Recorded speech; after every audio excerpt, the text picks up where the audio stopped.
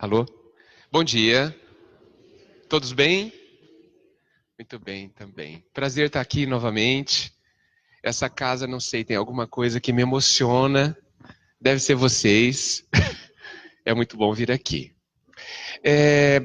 Eu escolhi um tema difícil hoje. E eu preciso da ajuda de vocês. Eu preciso que vocês participem. Posso contar com isso? Muito bem. Nós vamos falar sobre rejeição. Não é um bom tema? Rejeição. Quem de nós já não sentiu? Quem de nós já não sentiu? Vamos falar sobre isso. O que será que é rejeição? O que será que é rejeição? Rejeição é quando a gente se sente excluído, né? Quando nos afastam, muitas vezes quando nem nos olham, quando nem nos enxergam. Não é? E é muito curioso a gente pensar que dor é essa que a gente sente? Que dor é essa? Já pensaram nisso?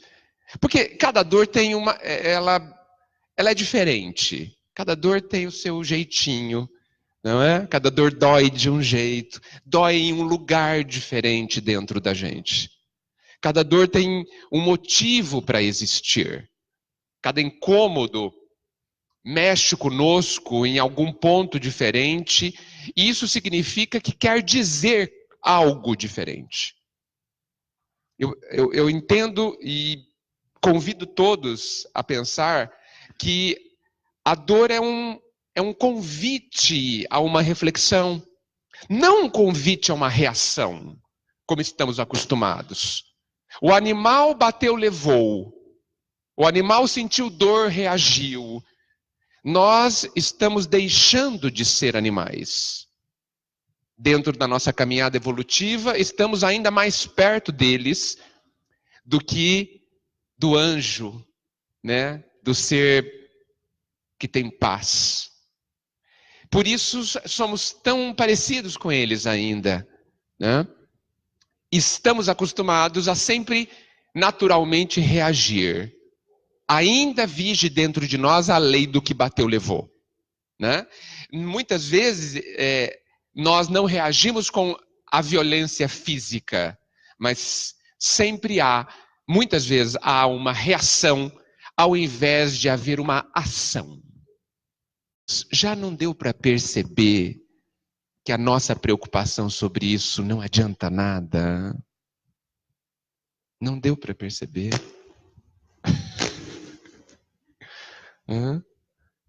Porque não adianta, não é? Tá certo? Para alguém adianta? Não adianta. Não resolve a nossa dor íntima. Vocês, certamente, nós todos já conseguimos extrair do outro um olhar bom, um olhar de aprovação. Né? A gente faz bastante esforço sobre isso e a conseguimos muitas vezes. Não é? Alguém olha para a gente e dá um olhar de aprovação. O que vocês sentem quando alguém dá um olhar contrário à rejeição? Um olhar de aceitação? O que vocês sentem? É bom? Melhora a autoestima? Né? Bom. Oi? Satisfaz, muito bem. Excelente, é verdade. Mas a pergunta que eu deixo é, por quanto tempo? 5 minutos? 5 minutos, às vezes eu acho que 5 minutos é muito. Então, olha só, a gente faz um esforço imenso. Imenso. Moldamos a nossa vida. Porém, moldamos o nosso físico. Moldamos o nosso jeito de falar, de pensar e sentir, não sei. Mas certamente de falar, de se expressar, mudamos a nossa vida exterior. Por 5 minutos. Será que vale a pena? E é um 5 minutos tão fugaz.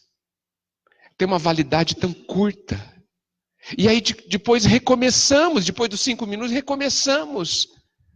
toda essa trajetória, toda essa angústia de nos fazermos aceitos de novo. Será que tem que ser assim, gente? O que será que Jesus diz sobre isso? O que será que ele acha disso? Difícil de saber? Vamos nos colocar na posição dele. Como ele nos enxerga? Para ele nós somos quem? Filhos. O que mais? O que significa isso? Imperfeitos. Isso é um problema? Certeza? Alguém falou que não é um problema. Certeza? Porque a imperfeição nos dá medo da rejeição, né? Quando a gente se fala imperfeito, a gente tem medo dessa história, né? Eu sou imperfeito, eu sou diferente. Todos nós somos diferentes, gente. Todos nós. Nós somos únicos. E a gente aceita a ideia de homogeneização que as culturas tentam nos dizer. Aceitamos que temos que nos vestir igual, falar igual, pensar igual, agir igual. Aceitamos isso. Podemos ser desiguais, mas o custo é da rejeição. E isso acaba sendo um problema muito forte na nossa vida. Mas eu não quero falar muito do que os outros pensam e falam. Isso é relativamente importante. Porque o que está por trás dessa questão, no meu entendimento, é o que eu penso sobre mim. Se isso não for a coisa mais importante dentro desta nossa conversa, tem alguma coisa errada. Será que a grande rejeição que sinto não é a minha, sobre mim? Será que esse não é o grande problema? Será que eu não vou conseguir suportar a indiferença do mundo inteiro se não houver a minha auto-indiferença?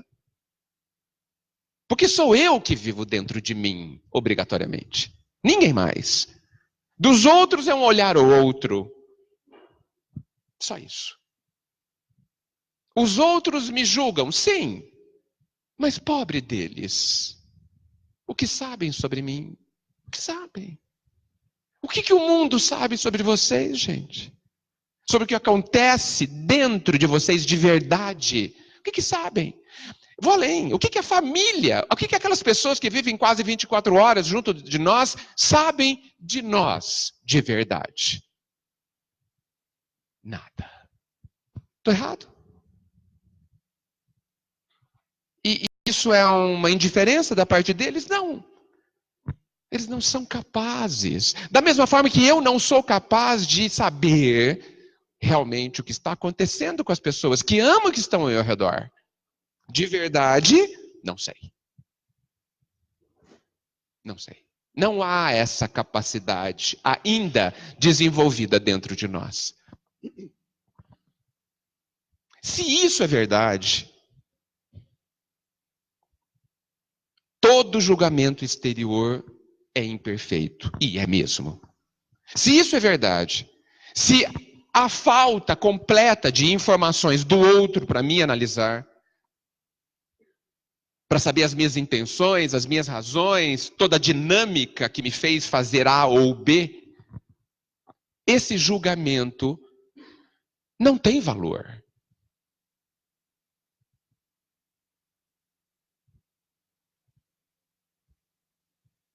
Um dia uma pessoa profissionalmente disse para mim assim: Edgar, você é tão pouco criativo. Não foi fácil ouvir isso. Fiquei impactado. Por quê? Primeiro que veio de uma pessoa importante em termos de relacionamento. É um relacionamento mais voltado para o profissional, mas eu sou daqueles que defende que não existem relacionamentos profissionais. Existem relacionamentos afetivos. Ponto. Não existe, no meu entendimento, relacionamento que não seja afetivo. Vou dar um exemplo, fazendo um parênteses. Você vai numa loja no centro da cidade e você é maltratado pela pessoa que está lá. O que acontece dentro de você? Você fica magoado. Isso não é um relacionamento afetivo, profissional. Isso é afetivo. Gerou um sentimento para aquela pessoa e possivelmente para a loja inteira. Tá? Isso é um relacionamento afetivo. Você esperava alguma coisa daquela pessoa, ela agiu de forma diferente e você sentiu alguma coisa. Isso é afetivo.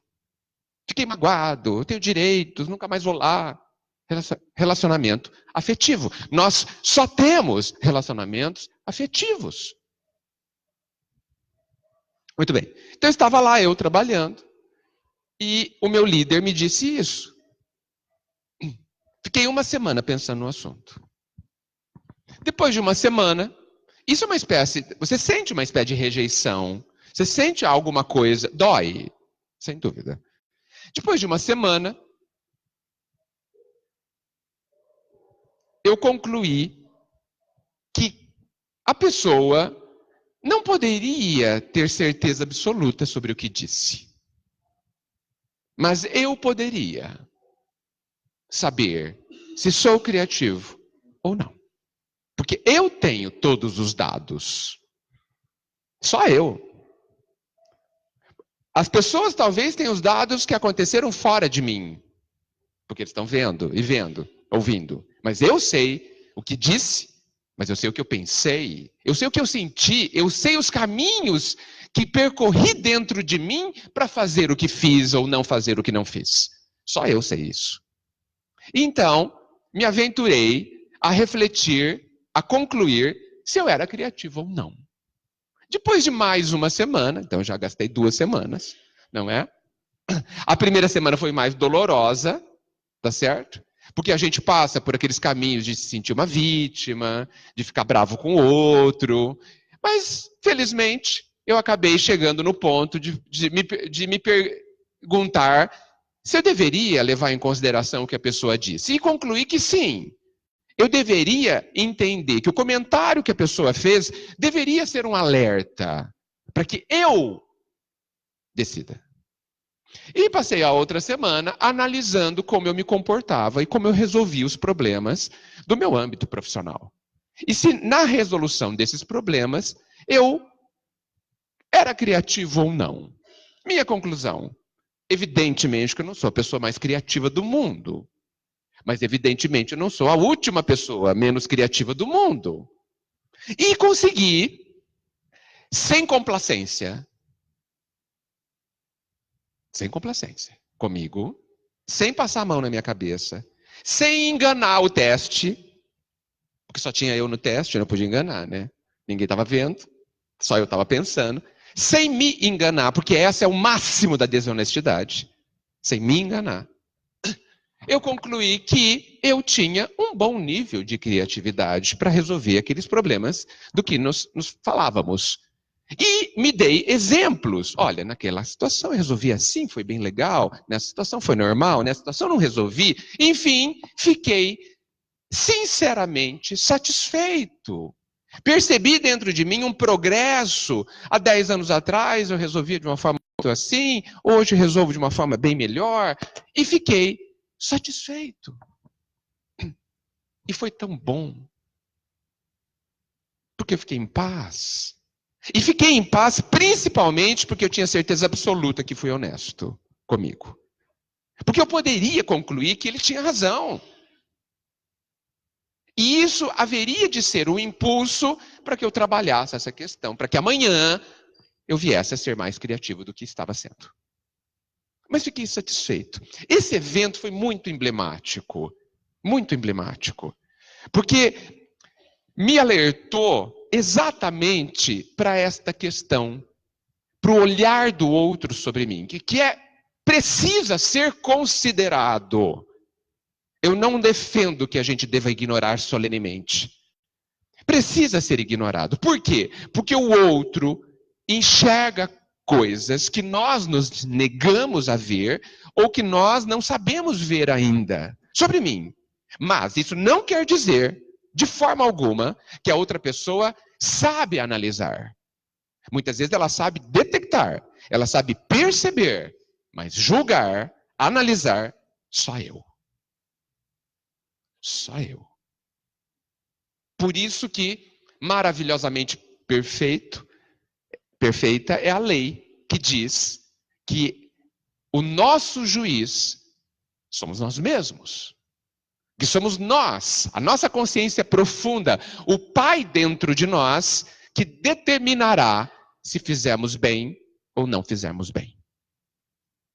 E é perfeito isso, porque quem nos julgará tem todas as informações para fazer isso.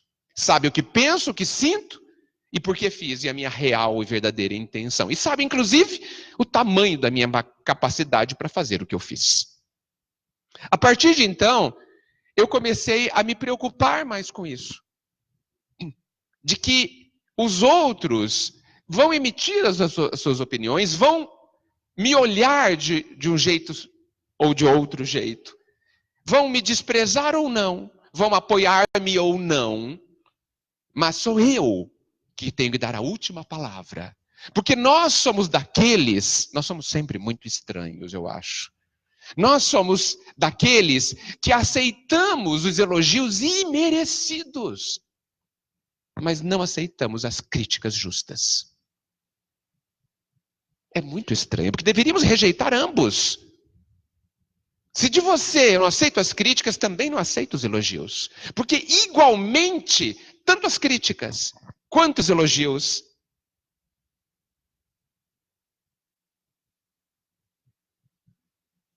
não são adequados.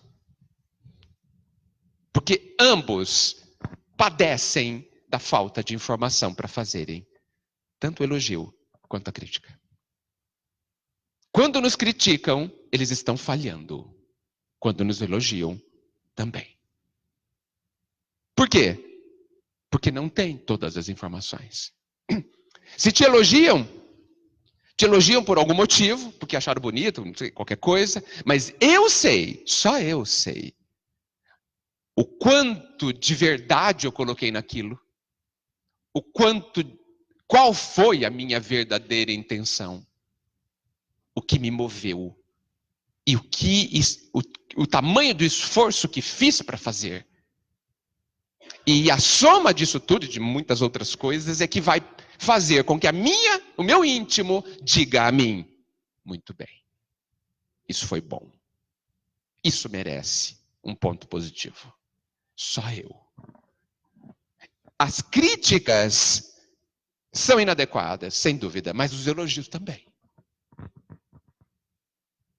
E é por isso que há também um perigo muito grande no elogio.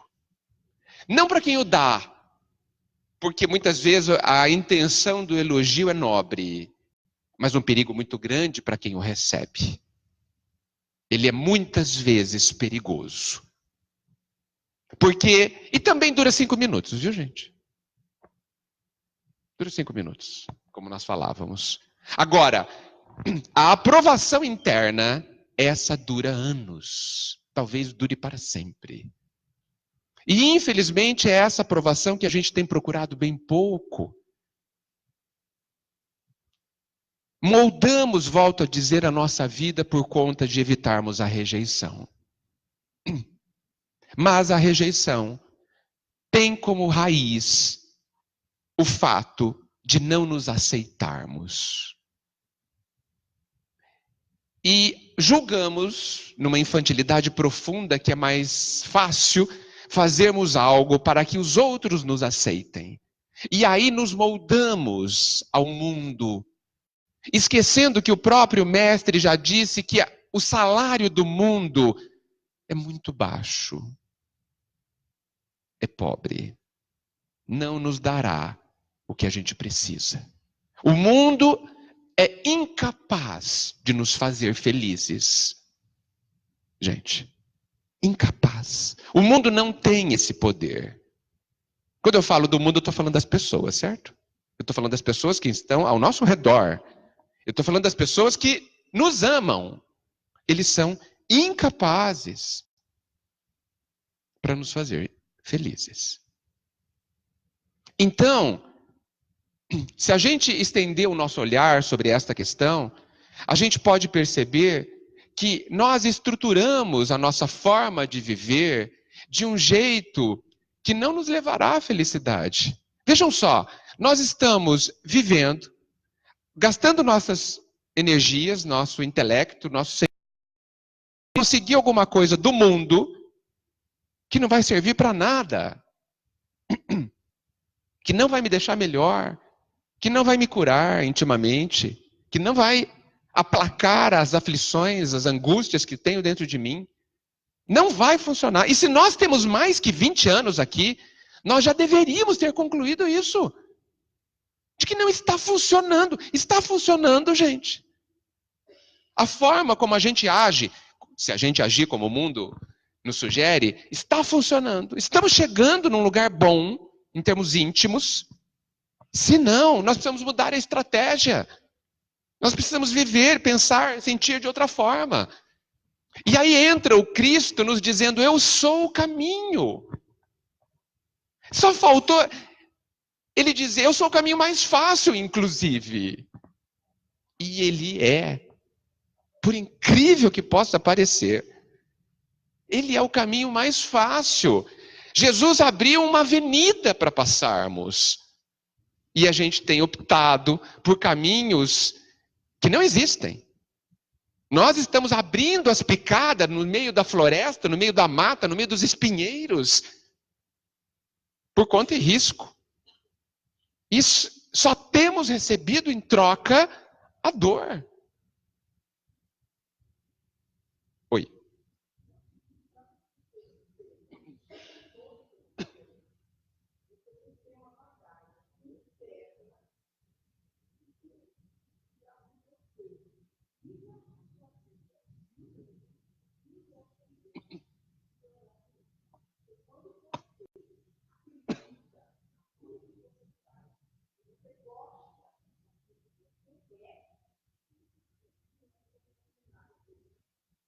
Todo mundo ouviu? Exatamente. E veja, agora, só um detalhe na sua fala.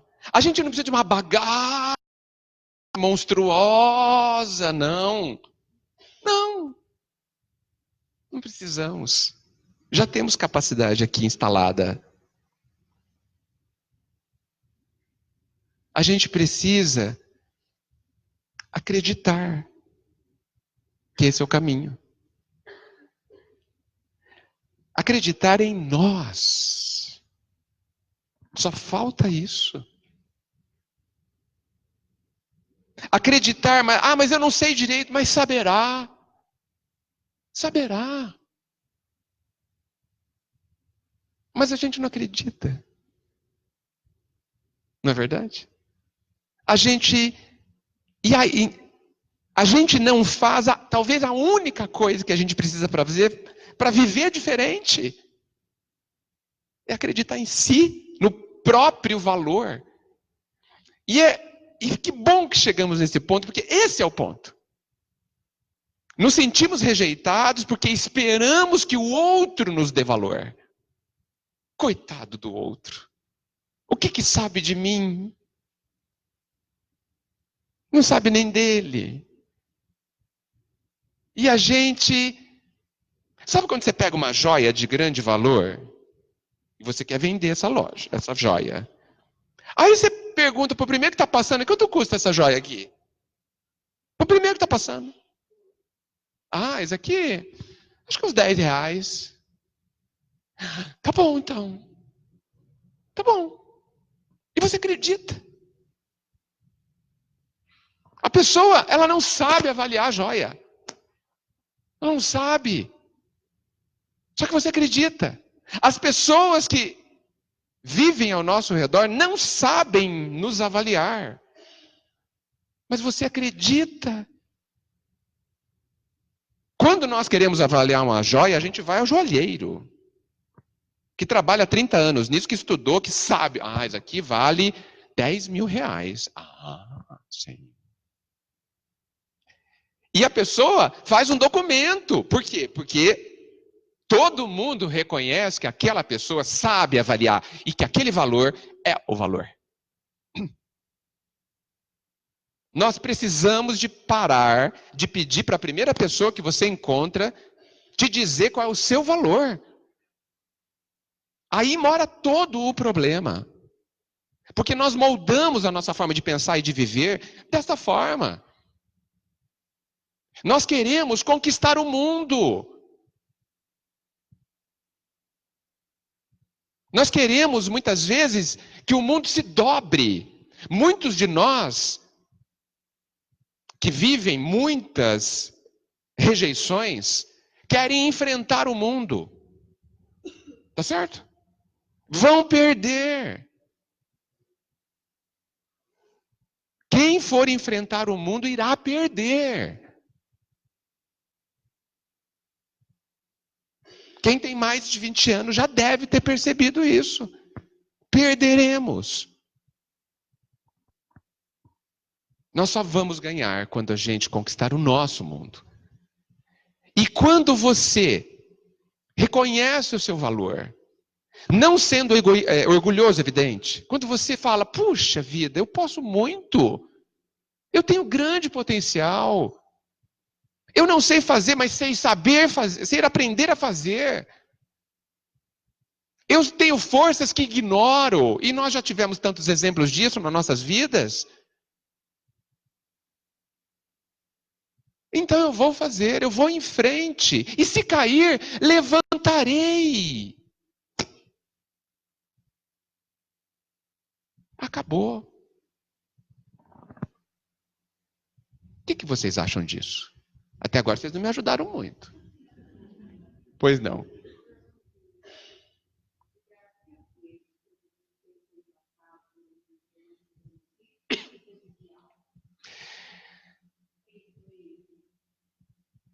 Olha, a vida é muito sábia. Não vamos esquecer disso. Se a criança foi rejeitada, nós temos muitos exemplos. Há crianças que, rejeitadas quando crianças, se vitimizaram, acreditaram na desvalorização ou na não valorização que recebeu, e a partir de então se considera a última pessoa. Mas há crianças que viveram as mesmas situações e que disseram assim, você pensa isso? Então você verá quem sou eu. Então, o acontecimento exterior, e isso vale para os adultos também, não determinam o que vai acontecer.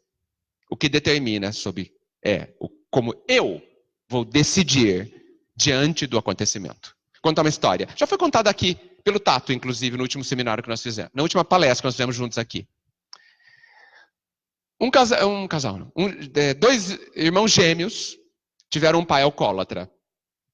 Se separaram 30 anos depois, isso é uma pesquisa americana, procuraram os dois. Um deles era alcoólatra, o outro não. E foram perguntar para ele, por que você é assim? E a resposta foi a mesma. Com o pai que eu tive, você gostaria que eu fosse como? Então o alcoólatra, o filho, disse assim, com o pai que eu tive, alcoólatra, você gostaria que eu fosse como? Evidente que eu tinha que ser alcoólatra, disse ele. E o não alcoólatra, uma pessoa estável, equilibrada, não alcoólatra, abstêmio, etc., disse assim, poxa, com o pai que eu tive, você gostaria que eu fosse como? Evidentemente que eu tenho que ser não alcoólatra.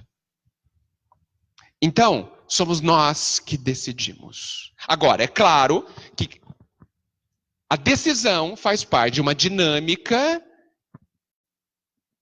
particular de cada um de nós, que evidentemente tem a ver com as nossas deficiências, com as nossas fragilidades, melhor dizendo.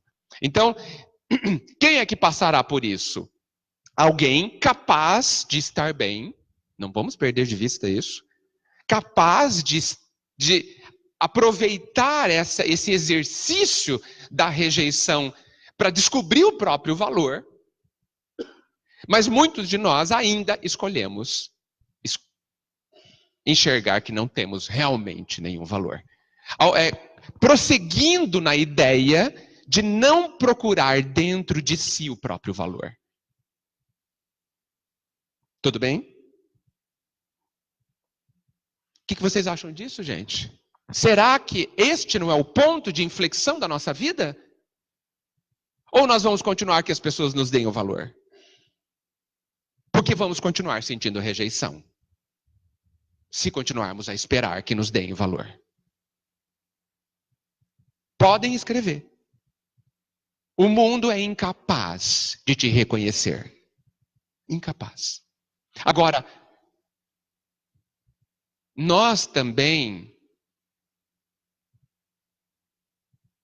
temos ignorado fortemente, que há um imenso amor sobre nós, declarado e mostrado. E eu não sei por quê. Talvez eu saiba. A gente ignora isso. É o amor de Jesus sobre nós.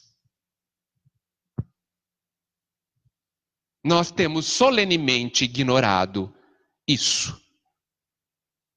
Talvez por não acreditarmos que isso seja possível.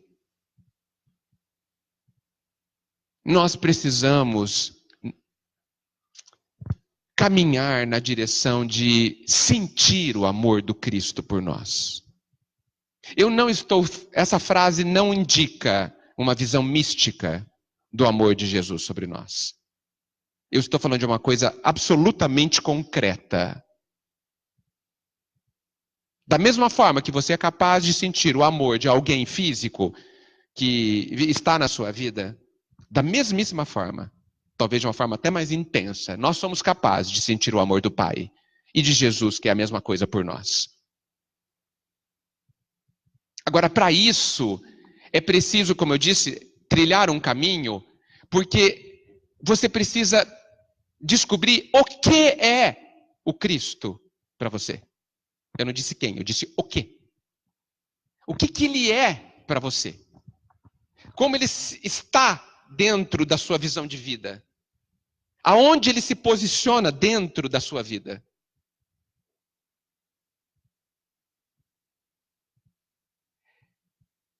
Podemos dizer que é tudo, mas se é tudo, então nada nos falta. Eu não estou falando de uma constatação intelectual. Eu estou falando de um sentir. De fechar os olhos e você sentir. De você saber que ele reconhece e sabe do seu valor.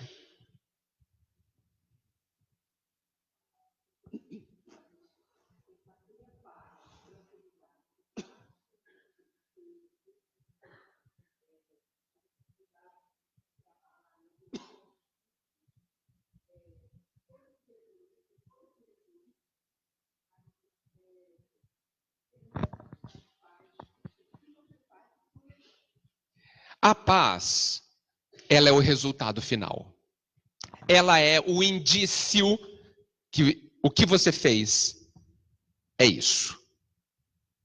A paz é o produto, é a consequência deste caminhar e de você aceitar e sentir e perceber e saber desse amor.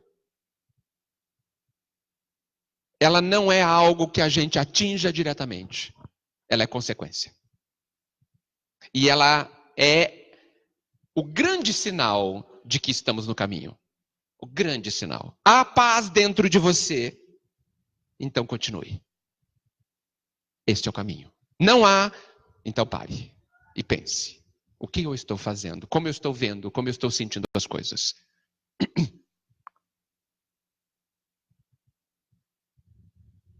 E aí, gente? O que vocês me dizem? Essa é uma parte difícil, porque vocês devem estar pensando assim, e eu estou pensando aqui, tá, e como eu faço para sentir o amor do Pai? Não é? Eu sei que isso passou pela cabeça de vocês, passa pela minha também. A primeira coisa que eu posso dizer sobre isso é: você aceita ser amado por Ele? Parece uma pergunta ridícula. É claro que eu aceito. Não, não, não, não. Não é bem assim. Se você se considera um lixo, você não acredita que Ele vai te amar. Se você se considera sem valor, você fala: não, Ele não vai perder tempo comigo. Não é verdade? Olha só que interessante, né? Até para receber o amor a gente precisa aprender. Não é? Porque o amor do Pai existe, ponto. Nós acreditemos ou não, isso é irrelevante para Ele. É como o pai e a mãe amam o filho. Se o filho sabe disso ou não, isso é irrelevante. O amor existe. E o fato do filho perceber ou não, não muda o fato do amor existir. Nós somos amados.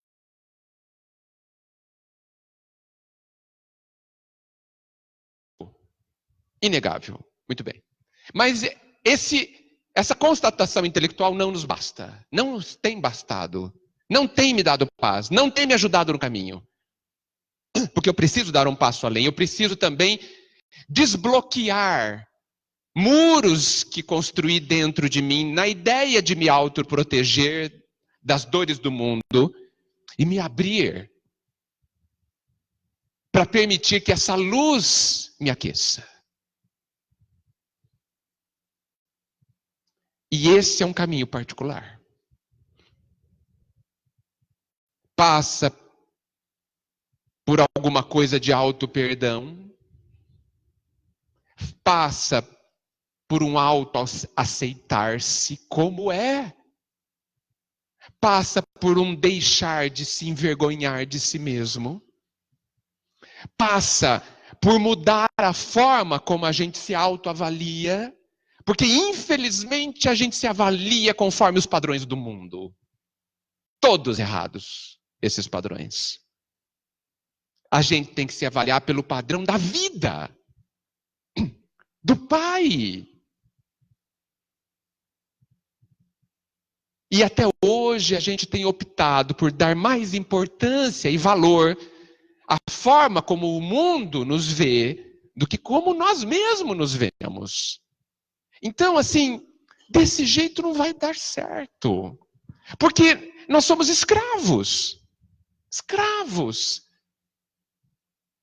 Quando Jesus fala que com ele o jugo é leve, ele está falando: gente, vocês vão tentar agradar as pessoas. Pobre de vocês, ele deve dizer. Porque é impossível.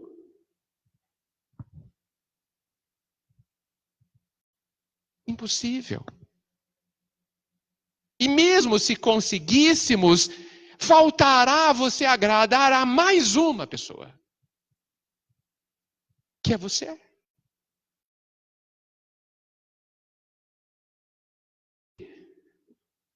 Porque se não houver esse olhar de compaixão por si mesmo, de doçura por si mesmo, nós não temos nada. Porque é tão poderoso esse olhar sobre nós mesmos, que esse olhar é capaz de nos permitir sentir o amor do Pai ou não. E até hoje, falando de forma genérica, esse nosso olhar cruel tem nos impedido de sentir o amor do Pai. Existem crianças muito amadas, mas se você fizer um teste com elas, elas demonstrarão que não se sentem amadas.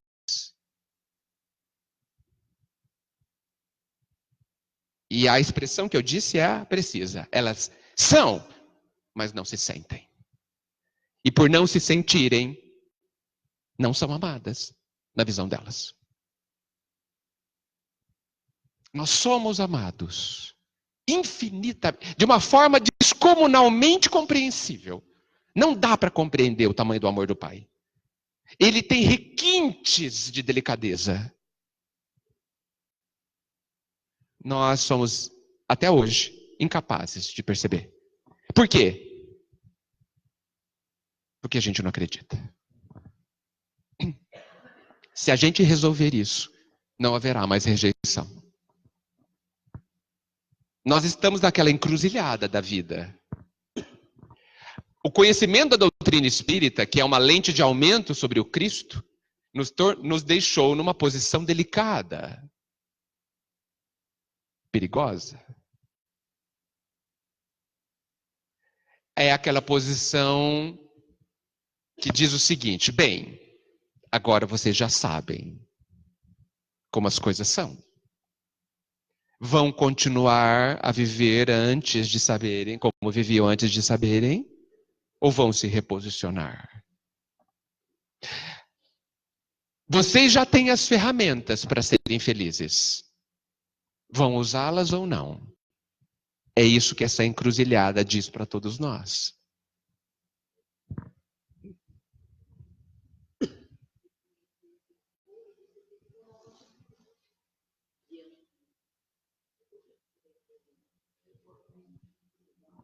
A nossa amiga diz: será que não é isso? Quando reconhecemos esse amor, nós temos que nos reposicionar, sim.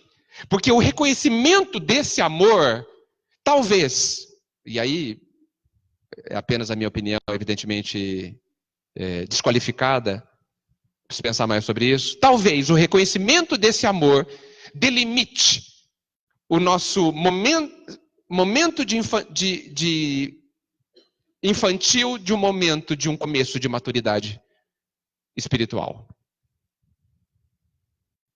Porque a partir do momento, isso é essencial, a partir do momento que você entende, sentindo aonde eu estou na vida, quem sou eu nesta vida maior, é possível que a gente comece a entrar na nossa fase de maturidade e nos tornemos responsáveis. Vocês sabem, porque todos já foram crianças, que aquela fase de transição da adolescência é uma fase que dá medo, né? Eu passo do momento onde os meus atos não são... as consequências dos meus atos não chegam inteiramente para mim, porque existem os pais, existe até a legislação bloqueando um pouco isso, e há um momento onde eu sou inteiramente responsável e responderei por todos os meus atos. Nós temos medo dessa fase. É um medo infantil, é claro. Porque nós somos capazes. É um medo de errar. É um medo de se constatar imperfeito, apesar de sermos. É um medo de crescer. É só isso. Mas a vida nos fará crescer. E é também do amor do Pai a gente estar nesse momento. Olha como Ele confia e sabe da nossa capacidade. Nós somos capazes de viver o que estamos vivendo. Vocês são capazes de viver o que vocês estão vivendo. Eu não estou dizendo que vocês são capazes de sofrer o que vocês estão vivendo. Porque não é para sofrer. É para viver. Entendem a diferença? Não é para abaixarmos a cabeça como um cordeirinho e falar: eu vou sofrer, porque aprendi que é assim que se vive. Aprendeu errado. Não é assim que se vive. A dor, ela não tem razão em si mesma. Ela serve para alguma coisa. A dor, penso eu, quando vivida corretamente, é quando nós permitimos que ela faça dentro de nós o que só ela sabe fazer. Que é nos revelar. quer fazer com que a gente descubra a nossa luz. Quando você cavuca, abre um buraco no chão, machucando o chão, ferindo a terra, se a terra deixar que essa dor aconteça docemente nela, esse cavar permitirá que se encontre a preciosidade da água. Então, a dor pode ser vivida com doçura, com uma serenidade de quem se deixa, se permite que essa ferramenta divina nos faça encontrar o melhor de nós, a nossa luz, a nossa riqueza. E vocês sabem, pelas histórias que nós vemos das pessoas, que é muitas vezes depois de uma grande dor que a pessoa se ilumina e encontra essa paz. Por que que encontrou a paz? Porque ela permitiu que o tratamento ocorresse. E o tratamento, muitas vezes, precisa da dor. Porque nós somos muito duros ainda. Essa terra ainda está muito dura. E só com as picaretas da dor encontraremos a nossa água interior. Até onde a gente chega nessa história de rejeição, né? A gente chega nessa história da rejeição de que somos nós que temos que fazer alguma coisa. E o mais legal, gente, é que está ao alcance da mão. Vamos lá e estender a mão e pegar? Vamos ter coragem? Hã? Veja, diante do que eu disse, nós não vamos fazer grandes alterações exteriores na nossa vida. É tudo interior. Tudo interior. Lá dentro de você, no seu tempo. Mas sem demoras. Sem parar. Né? Sem procrastinar. Não vou deixar para depois. Não. Eu vou fazer no meu tempo, mas agora. Eu vou viver lucidamente agora. Mas, acima de tudo, no grande momento de libertação que é aceitar esse amor sobre você. Mas eu sou muito. Eu erro muito. É amado mesmo assim. Mas eu sou mau. Eu sei, mas é amado mesmo assim. Mas eu quero ferir o outro. Eu sei, mas é amado mesmo assim. Porque esse amor sabe que nós somos mais frágeis do que perversos. Esse amor sabe das verdadeiras razões quando nós somos tão maus. Esse amor sabe que é por puro medo o fato de sermos tão egoístas e tão orgulhosos. Pura ignorância. Só isso. E não tem problema nenhum para a vida sermos ignorantes e egoístas. Nenhum problema. Ela continua nos amando igualmente. Eu entendo, gente, que esse é o ponto central da vida de uma pessoa. Saber o seu valor, sentir-se amado, se amar. Todo o resto vem depois disso. Essa é a minha forma de pensar. Não consigo imaginar algo mais importante para se fazer antes disso. Não consigo. Porque parece que esse é o alicerce de todo o edifício. Eu gostaria que vocês se perguntassem: por que não? Por que não? Oi.